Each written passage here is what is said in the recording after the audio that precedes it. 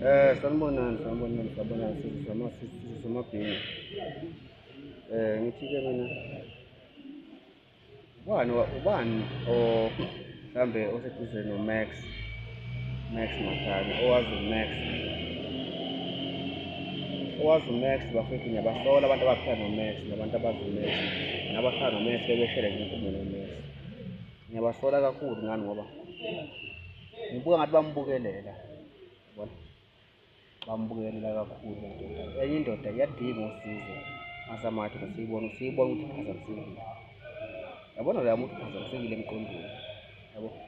Futhi mase sekuwesi kakhulu siyakwazi emva kokuphuma kwale ngoma ethiwa Yibusha.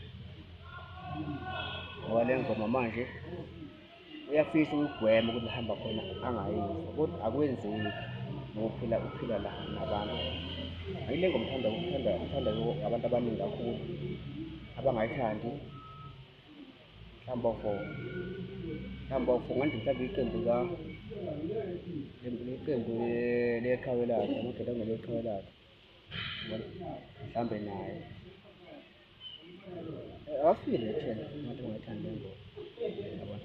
Kodwa-ke inkinga manje konke la bahamba khona le ngoma iyadlala, abasazi ukuthi bayibona ingoma ingenhla, begcine sebekhuluma izinto nje ezingenasidingo ezingahlangene nomculo. Kuyiphutha lethu ukuthi iqhawe labo likhiphe ingoma imnandi ithandwa abantu. Lokho kubenza ukuthi manje bona kubathumele emqondweni wabo ukuthi okay, akhululeke ngengoma, bese manje bachubela abantu. Labantu baxuba iy'nkulumo, khuluma into ezingahlangene nomculo. Mina nje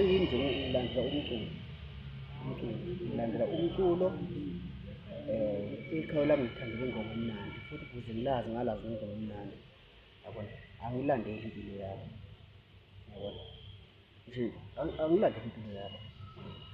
Manje angifanele ukukhulumela ngey'mpilo zabaculi nabo, asikhulumi ngomculo. Uma ngabe usakhulume ngomculo weqhawe lakho, ukuthula kuyimpendulo engenamsindo.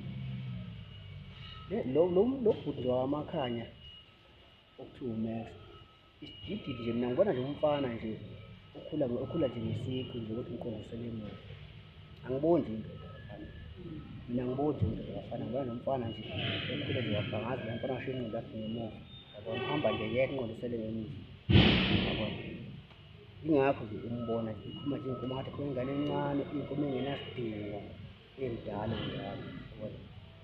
Yingakho ngisola abantu abaphila naye ukuthi abambonisi bafethu umuntu ungambukeli manimbona ephimisa nje. Ubudoda ngokuthi sibonisane masingamadoda, yabona. Ngithi noma ngohlaba ngolawule nje bafethu. Hhayi mina-ke ngiqaphela ukufaka manje phansi language, la ngibizwa ngishona enkanini, abantu abangazi kangcono. Lelo gama-ke linomlando bathi uthando lukakhulu iqhawe lami umthandile, yabona. Bathi hayi usho ikhaya, yabona. So akunankinga-ke nalokho, kodwa lokhu engikukho ngikhathazekile ngo-Max.